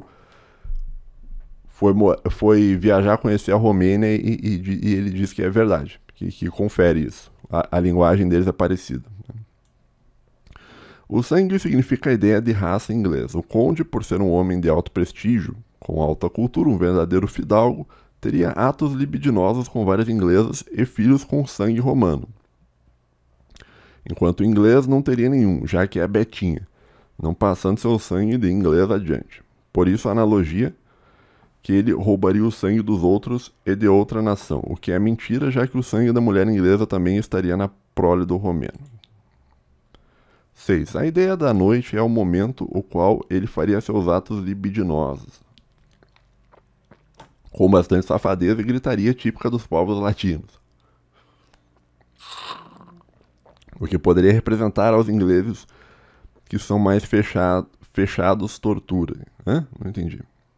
Por ser um homem de alto prestígio social e muito bem afortunado, ele não precisaria trabalhar, por isso saindo pouco ao sol. Obviamente, atos libidinosos. Eu acho que tu tá resumindo muito a. Tu tá resumindo muito o Drácula a uma questão sexual. Eu acho que não. Eu acho que tu tá que nem os críticos literários contemporâneos, assim, que os caras veem sexualidade em tudo, né? Eles vão analisar um filme, assim, tem dois caras, eles olham, olha aqui o tamanho da gravata desse aqui, ó. Essa gravata aqui simboliza um objeto fálico e não sei o que, então a gravata desse aqui é maior que a desse aqui, portanto esse aqui tá superior ao outro, não sei o que. Sabe essas interpretação maluca contemporânea, né? Resumindo, vamos resumir aqui. Típico do inglês, povo bárbaro, racista que não respeita, nunca respeitou a autodeterminação dos povos em nenhuma região do mundo e copiou toda a filosofia dos povos latinos descendentes de romanos, com inveja e se acham mais evoluídos por acumularem capital e infinitamente invadir outros povos pacíficos como a Índia, a Austrália e o norte da América. Inclusive a história da Bela e a Fera tem ideia bastante. Porém, não entendi a frase. Porém, melhorada para os dias atuais. Obrigado, Disney. A fera, semelhante ao Drácula, porém com aparência de cachorro, representa o desconhecido e a nobreza, que seria o bom. Já o Gaston representa a figura máxima do homem based, mal que precisa acabar. Tá? Ele mandou uma foto aqui, eu não vou abrir nada, eu tenho medo de abrir as fotos que esses caras mandam. Mas obrigado pelo comentário. Thiago RL comentou. Caraca, que texto pesado. Tá? Texto, na verdade, Thiago, se escreve com X, tá? O jeito que tu tá escrevendo aqui parece que tá falando de testosterona. O que talvez seja um elogio ao meu shape inexplicável. Pode ser, né? Caraca, que texto pesado. Tenho medo que o autor do artigo esteja correto. Ele fez esse vídeo muito bom sobre isso. Alguém mandou um vídeo aqui que não vou abrir também, mas obrigado ao Bolsomestre por mandar um vídeo. Guilherme Barbosa Gui. Já comentaram o que eu queria dizer, então deixo aqui uma citação. O que é a vida? É o princípio da morte. O que é a morte? É o fim da vida. O que é a existência? É a continuidade do sangue. E o que é o sangue? É a razão da existência. Fecha aspas. Segundo o Guilherme, é uma frase do Zé do Caixão. Bacana, essa frase não conhecia. Mas um abraço para você. Bolsomestre comentou: Vossa Fidalguia, professor doutor Homero, em que isso afeta a Deolane, o Marçal e o Estado Democrático de Direito? Irei voltar ao Instagram e consumir algo realmente informativo, vídeos lascivos e fofocas de famosos. Melhore, por favor. Da próxima vez escreva sobre os valores necessários e obrigatórios do Ocidente pós-moderno, a democracia e o bem-estar material. Tô falando... Claro que eu sei que ele tá rendendo aqui no comentário, mas eu comecei uma série falando sobre marxismo cultural no meu canal. Eu fiz um episódio só e eu tô tendo dificuldade de fazer os outros, cara. Porque é muito difícil tratar da origem do marxismo cultural. Tá? Porque eu teria que citar o elefante na sala, entendeu? Não tem como eu... Por exemplo, vai falar sobre a escola de Frankfurt. Tipo assim, existem coisas sobre a escola de Frankfurt que o Olavo de Carvalho, talvez propositalmente, não comentou. Especificamente sobre as partes finais da dialética do esclarecimento do Adorno e Horkheimer. E eu pensei, vou mostrar isso, só que eu falei, cara, não dá pra eu fazer esse episódio. Não dá, entendeu? Não tem como fazer esse episódio. Daí mostrar também, tipo, uma outra coisa, né, sobre... Porque assim, o que é o woke, né? O woke, na minha opinião, tá? Ele não é uma forma, não é puramente uma forma de marxismo, mas ele é fruto... Ele é um marxismo que só existe porque ele é fruto de premissas liberais, como a liberdade de expressão e a autodeterminação no sentido individual, né? De cada um poder ser aquilo que quiser ser, né? Que no caso seria a existência humana subordinada ao ego humano, né? Isso tem todo um negócio da sociedade aberta e tal, que também eu não tô conseguindo gravar também sobre isso sem correr o risco de me complicar com a justiça, né? Então... Então eu não sei como é que eu vou continuar aquela série lá, meu. Tem muita coisa que é difícil falar, né? Por exemplo, tem o... Eu tenho opiniões minhas sobre o Winston Churchill, até aí estava sendo uma discussão internacional essa semana passada, né, sobre o legado do Winston Churchill. Só que também não dá pra falar, não dá pra gravar vídeo sobre isso. Então, cara, entendeu? Por causa da democracia, né, da nossa maravilhosa democracia, né? O Ocidente super democrático, né? E você não pode falar as coisas, né? Vamos seguir aqui, né? Por algum motivo, toda ideologia mainstream busca a melhor forma de preservar e promover esses dois valores. E qualquer oposição a eles é tratada com punição e aversão, né? Ele está falando sobre os valores da democracia e o bem-estar material. Entre aspas, eles trocaram os valores fundamentais do medievo, né, que seria o amor a Deus e as suas virtudes, por materialismo humanista e algo estranho que chamam de democracia. Palavra que perdeu seu significado real. A democracia hoje, sim, se tu fosse mostrar para um grego, o grego falaria, não, isso não é democracia. A democracia de hoje, por isso que o Lula está 100% correto quando ele diz que a democracia é relativa, porque a gente vive uma democracia relativa. A democracia que a gente vive não é a democracia real, né? Não é a vontade da maioria, né? O que acontece é uma maioria comandada por uma minoria organizada, né? Então, às vezes, a pessoa não quer as coisas, mas a minoria quer. Tipo, a grande parte do povo não quer as coisas, mas a minoria quer.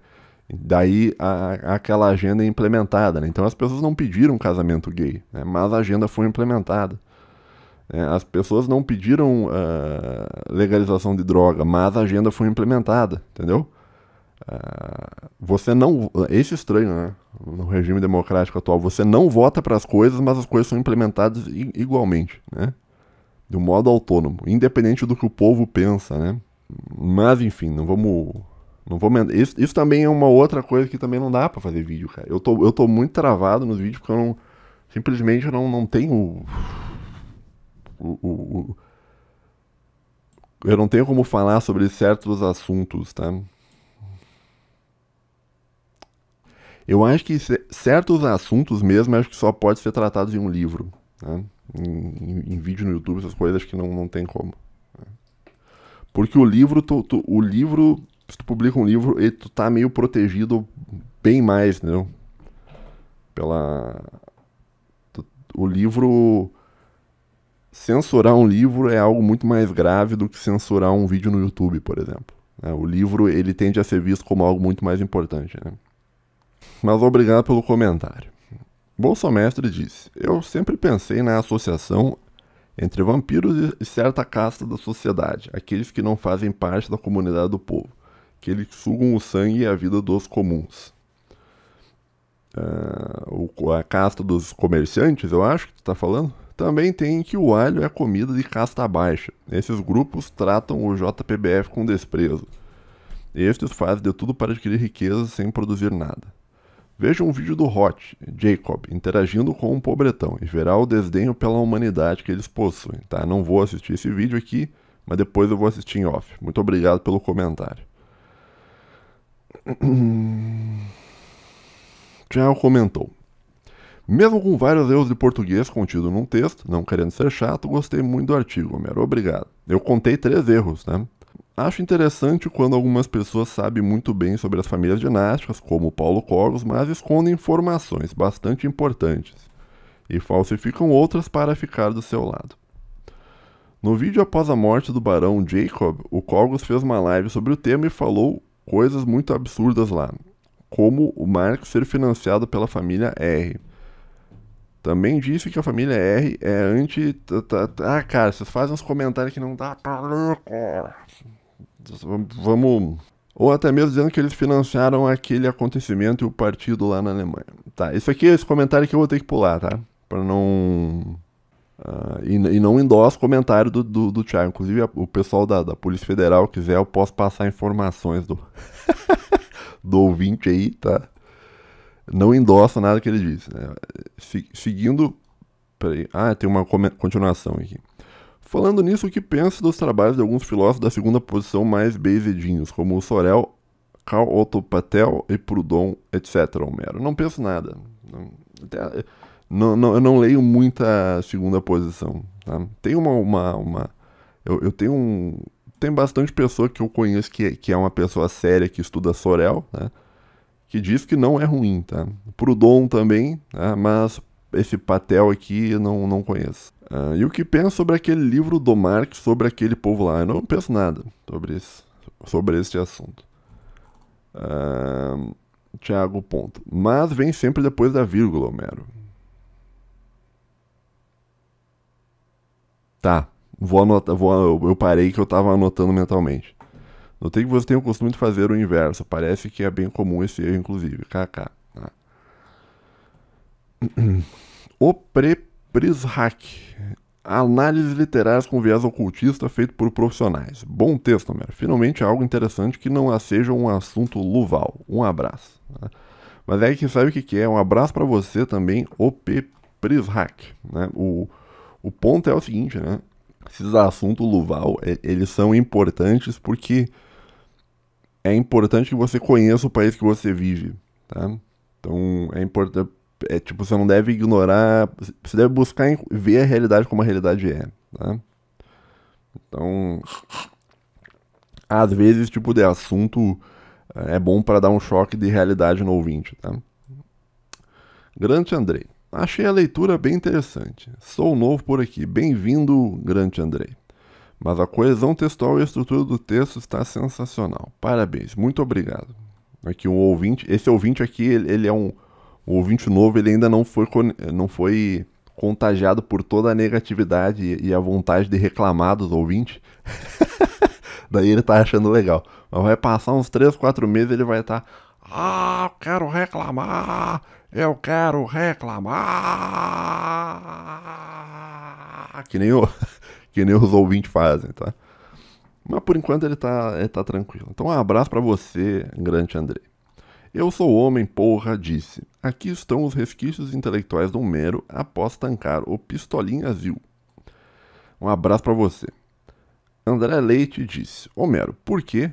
Analise se o uso do porquê está correto. Essas famílias não assumem de vez o poder diretamente? Por que para a pergunta se eu... aqui tu veio, hein? Aqui tu veio, hein?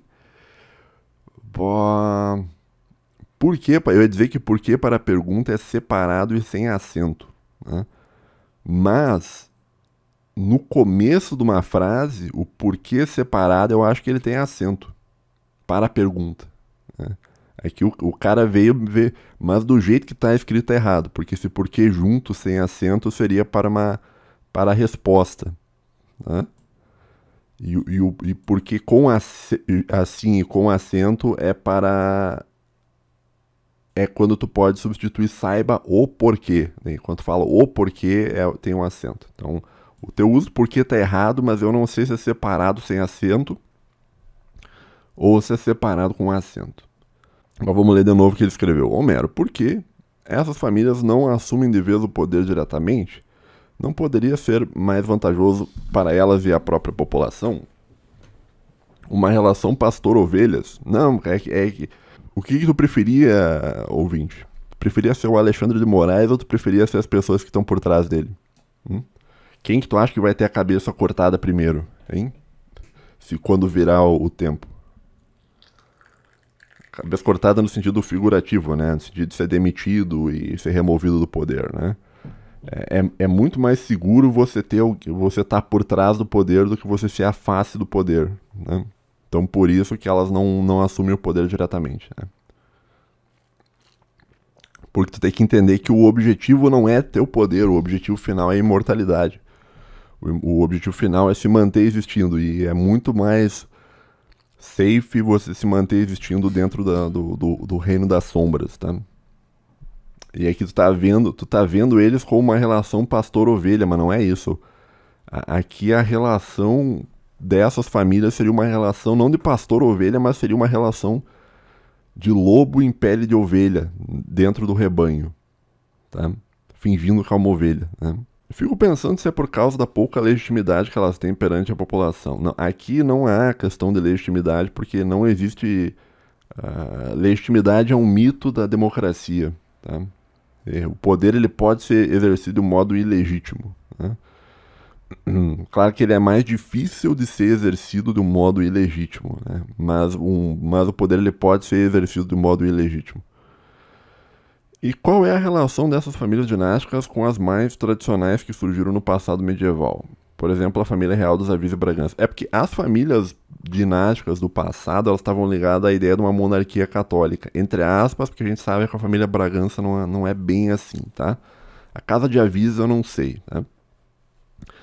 Mas como elas representavam o período medieval, elas não precisavam se esconder, né? E depois que acabou o período medieval, esse período medieval até um pedaço do Renascimento, eu diria, né? Daí depois elas foram substituídas, né? E foram todas destruídas, né? Só sobrou essas famílias que seriam as famílias de vampiros, né? Porque essa, daí talvez, as famílias dinásticas antigas do mundo medieval, aí sim eu acho que eles existiam com uma relação pastor-ovelha, né? Que é a relação que é explicada lá por Platão na República. Mas as famílias atuais não, tá? Mas obrigado pelo comentário, muito bom o seu comentário. Pablito disse, top, não li. Um abraço pra você. Ah, mas jogar você joga, né? Deixa eu ver se ele tá jogando aqui no... Pera aí, lista de amigos, cadê o Pablito? O Heist Jack, o Jorge Macieira, Nando, Ostrix, Rivera, Pablito. Eu tinha o Pablito aqui em algum lugar, cara. Lê o texto você não lê, né, Pablito? Mas você jogar, jogo você joga, né, cara? Cadê o Pablito, pô? Pô, perdi o Pablito aqui, acho que ele mudou o nome, eu acho. Tá. Mas um abraço pra você então, Pablito. Fique bem aí. Obrigado pelo comentário, um abraço pra você. Midrash disse: Drácula é meu livro favorito desde minha infância. Fui relendo conforme cresci e, consequentemente, cada leitura me trouxe uma interpretação e atmosfera diferente. No final dos meus 17 anos, com a influência do jogo Europa Universalis, não joguei, me vi em uma atmosfera totalmente tenebrosa a imaginar como era a tensão de viver na Romênia pelos séculos medievais. Um canto abandonado da Europa, a intrépida resistência contra os otomanos. Penso como Drácula cultivou o ódio pelos seus rivais, né? O Império Otomano é muito interessante, eu teria que comentar no futuro sobre ele, tá? Até porque tem isso aqui eu não tenho tempo, cara, mas tem toda uma história envolvendo a Hagia Sophia, né? Que era um templo, depois virou uma mesquita, nem sei que fim levou a Hagia Sophia, sobre que administração ela tá, né? Mas voltando. Penso como Drácula cultivou o ódio pelos seus rivais e ao mesmo tempo nutriu um sentimento pseudo-patriótico pela região da Transilvânia. No livro ele cita brevemente o sangue derramado nessas batalhas, indicando que este passado o marcou e talvez ele sinta falta desse terror que jamais voltará. É verdade, ele fala isso no livro mesmo. Um abraço pra você, obrigado pelo comentário, Midrake. Jean disse: é legal como na lore do Um Mero Podcast, o Homero inúmeras vezes alude saber os nomes da elite que corrompe o mundo, mas como um profissional na desviada de cesta básica, ele oculta esses nomes. Só podemos sonhar com um dia que o Homero estará tão jorjado da cabeça que ele enfim poderá compartilhar sem censura seus conhecimentos sobre Abnai Noach. Um abraço. Eu não sei sobre o que você está falando, eu não sei o nome dessas famílias aqui, tá dizendo que eu sei, eu não sei não, viu? Isso aí é uma coisa que me falta estudar ainda, viu? Um abraço pra você, Gia. Disbeck disse: existe um personagem que também lembra muito essa história oculta. Um homem misterioso ligado ao ocultismo no Brasil.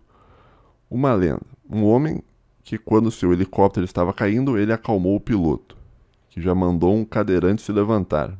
Não levantou, pois faltava motivação no cadeirante. Seus dons de fala fora do comum, todo mundo só sabe o seu sobrenome, sobrenome dele. Seu nome carrega o peso do mundo e de uma cadeira. Viciado nos cortes, como um vampiro em sangue, sua carteira de trabalho assombra os demônios. Homero, eu te imploro, tire a boina e faça o M. De quem será que ele está querendo falar, né? Intancável pistolinha Zil, disse Bolsomestre. Mas um abraço aí pra você pelo comentário. Ô, já tô cansando de ler, meu. Quanto tempo? 31 minutos. Né? Já tô cansando já, meu. Tomara que esteja no fim já. Danilo Copenhaga disse: eu acho que o autor do artigo está procurando um muro da escola para pintar. Não, isso aqui é só uma interpretação literária que não tem absolutamente nada, não há correspondência nenhuma para com a realidade, Danilo. Deixa eu ver aqui, que alguém botou um comentário aqui enorme aqui. Henrique. Vamos lá. Curiosamente, esse artigo não apareceu no meu inbox. Enfim, uma pergunta, aparentemente não relacionada ao texto.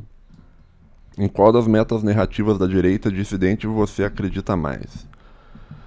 A dos reacionários de Master Spengler Evola, a maquiavélica, ou a última, a JK? A JQuest, obviamente.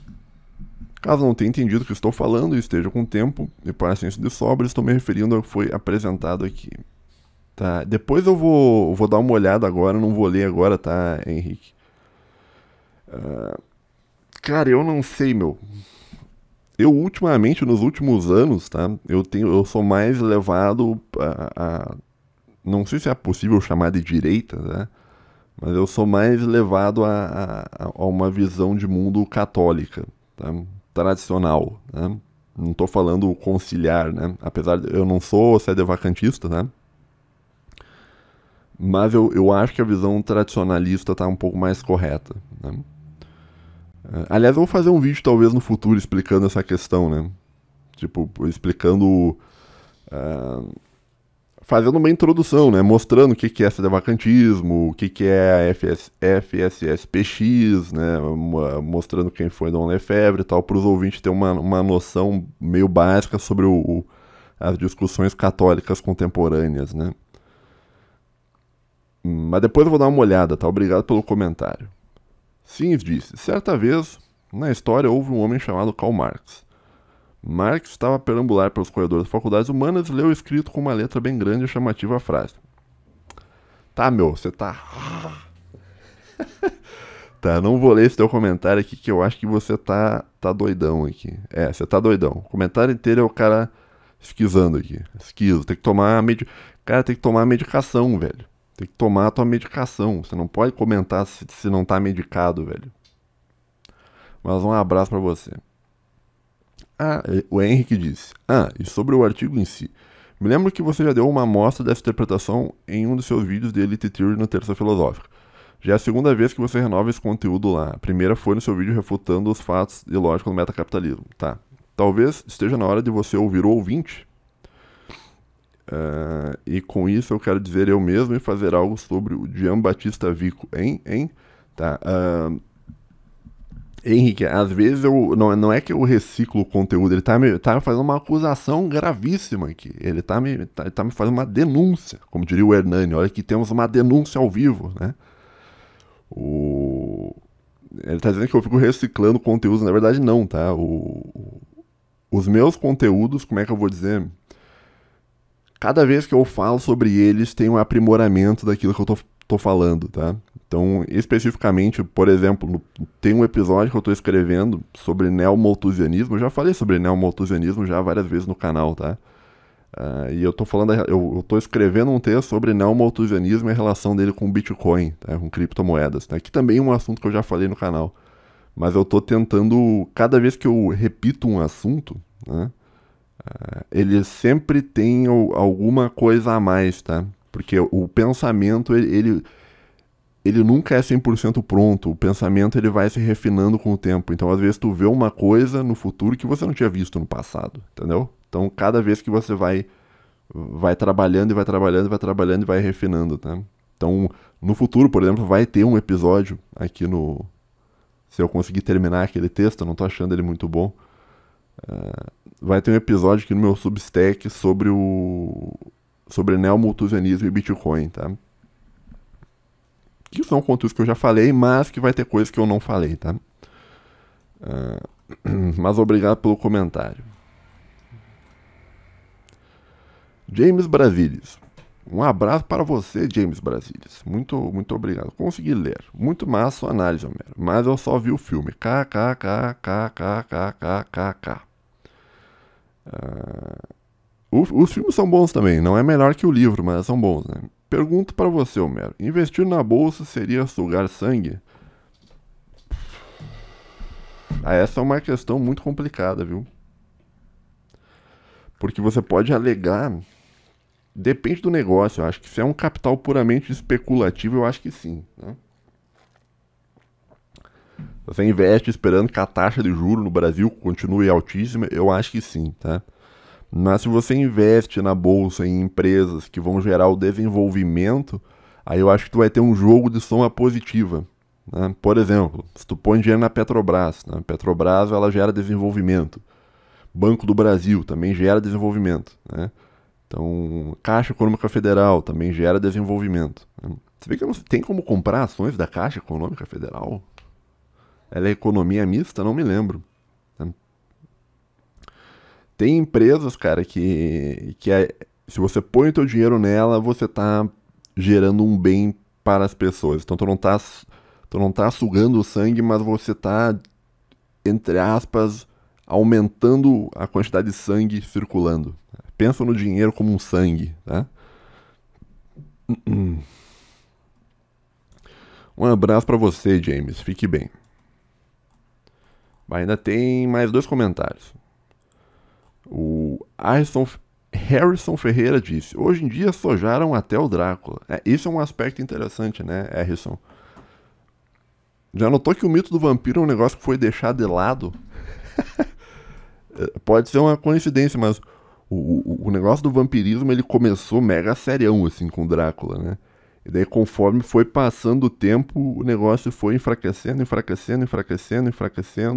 e hoje virou, assim, Crepúsculo, vampiro sojado, que brilha e tal, né? E hoje em dia até sequer saem coisas mais sobre vampiros, é um não assunto hoje, né?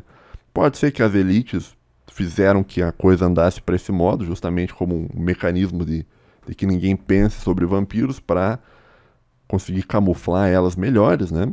Ou pode ser também uma consequência da pós-modernidade, né? A gente pensa em Baudelaire, né? Então você tem o original, que é o Drácula, depois você vai ter a cópia, depois vai ter a cópia, e depois vai ter a cópia, e cada vez a cópia vai perdendo a cor, né? E vai ficando cada vez mais distante daquilo que foi no original, né? Bom, sei lá. Um abraço para você, Harrison Ferreira. Arthur Silva, é o nome dele. Interessante leitura, Homero. Independentemente de ser ou não acurada para a obra, acho que o doutor construiu uma ótima... O doutor, eu posso ler o seu comentário em nordestino, então, já que você me chamou doutor? Interessante essa leitura, Homero. Independentemente de ser ou não acurado para a obra, acho que o doutor construiu uma ótima analogia para explicar um certo elemento da estrutura ocidental de poder. De minha parte, acredito que o caráter central da obra... eu não vou conseguir ler inteiro aqui desse jeito não, cara. Desculpa. Da minha parte, acredito que o caráter central da obra do autor anglo-irlandês é a consciência de que o Ocidente teria perdido sua mística. Como o senhor doutor professor Careca notou, Bram Stoker estava envolvido no renascimento místico do século XIX, que não somente buscou no ocultismo, mas até em vertentes tradicionais do cristianismo soluções para as expectativas frustradas do racionalismo iluminista. Portanto, um monstro vindo da região mais primitiva da Europa, naquele tempo, a Transilvânia, que com magia desafia e vence o poderio científico da região mais moderna do mundo, mas só pode ser vencido com coisas que eram tidas como superstições. Os crucifixos, a Eucaristia, etc. Parece ser um comentário acurado sobre a crise do racionalismo cientificista. É interessante o teu ponto de vista. Acho que talvez caberia, assim, na obra, né? Existem outros elementos na obra que são dignos de análise profundas, como a clara caracterização sexual do Conde Drácula. E como todas as imagens de mordidas e beber sangue se ligam à ideia de pecado e corrupção da pureza. Talvez tu poderia fazer análises filosóficas feitas por profissionais sobre eles também. Mas isso aí também tem muito da... Como é que eu vou dizer? Eu não sei, cara. Daí, eu acho que tu tá meio que nem o ouvinte, o John Sims aqui, que ele tá vendo muita sexualidade dentro da obra Drácula. Porque tem também umas críticas literárias sobre o Drácula, né? Que é umas críticas feministas que a mulher lá, a vampira, se emancipa e tem toda a parte sexual envolvendo... Eu não sei, cara. Eu acho que isso aí é a modernidade, tá? Com esses críticos literários, que são todos uns betinha taradão, que não pegam ninguém, ficam vendo pornografia o dia inteiro. Daí eles, quando eles vão ler uma obra, eles já pensam direto naquilo que eles querem ver na obra, mesmo que não tenha, né? Que é a questão da sexualidade. Não que não exista de um modo no Drácula essa questão, talvez até exista, tá? Mas eu acho que existe muito mais no Drácula a questão do casamento tradicional, né? Porque o cara quer casar com a mulher e tal. Eu não vou contar o livro aqui para não dar spoiler, tá? Mas eu acho que a busca por um relacionamento tradicional, eu acho que é muito mais trabalhada do que a questão da lascívia, da sexualidade dentro da obra Drácula, né? Eu acho que você interpretar a Drácula de um modo sexual, acho que é uma interpretação moderna, a interpretação da nossa época, entendeu? Que é uma época completamente cheia de Coomer, uma época completamente corrompida. Mas obrigado pelo comentário, Arturo Silvos, um abraço pra você, fique bem, tá? Deixa eu mandar um salve também para todo mundo que deu um curtir aqui na... Como é que eu faço aqui pra ver os... Pera aí, acho que eu vou ter que acessar aqui. Vou ter que descer lá pra baixo. Eu quero ver, só um pouquinho. Aqui, ó. Vamos ver se eu consigo ver. Tá, aqui eu queria mandar um salve, então, para as 22 pessoas que leram e deixaram um like, pelo menos, lá. Um salve pro Dom Pedro II. Deixa eu ver se ele tá online aqui. Eu já vou mandar um salve pra ele aqui ao vivo. Aqui, ó. Cadê o cara aqui, ó? Não, ele não tá online. Não tá online. Perdeu receber um salve ao vivo aqui, ó. Tá aqui, ó, o Dom Pedro aqui, ó. Online há 9 horas atrás. Mas um salve pra você, então. Um salve pro Sims, né? Busque perdão pelos seus pecados e busque a purificação da sua alma. E um convite à castidade. Um abraço para você, Sims. Um abraço para a Calopsita Based. Um abraço para o nosso amigo João. Um abraço para o Thiago Ponto, né? Thiago com TH ponto. Um Thiago para o Pablito, né? Que não quis ler, um homem de primitivista e acho que ler é degeneração, não quis ler. Um abraço para o Lobisomem Pidão. Um abraço para o Arthur Soares Silva. Para o Arturo Silvos, né? Que são dois caras, deve ser dois irmãos comentando. Um abraço para o Guilherme Barbosa Gui. Um abraço para o Danilo Copenhaga. Um abraço para o Henrique. Para o Amon, né, que está usando um avatar maravilhoso do Datena. Datena de boina, né? Com a mão no queixo, pensando. Um abraço para o Bolsomestre. Um abraço para o Eu Sou Homem. Cadê meu óculos aqui? Peraí. Tá aqui o meu óculos do Alan dos Santos aqui. Um abraço para o Eu Sou Homem, porra! Um abraço para o Midrash. Um abraço para o Gabriel SV. Para o nosso amigo James Brasilis. Para o OP Preshack. Para o Detona Ralph. E para o Joy Boy Marcial. E tem mais um outro leitor aqui que eu não consigo acessar porque o Substack não me deixa saber quem é o outro leitor. Então um abraço para você que é um outro leitor.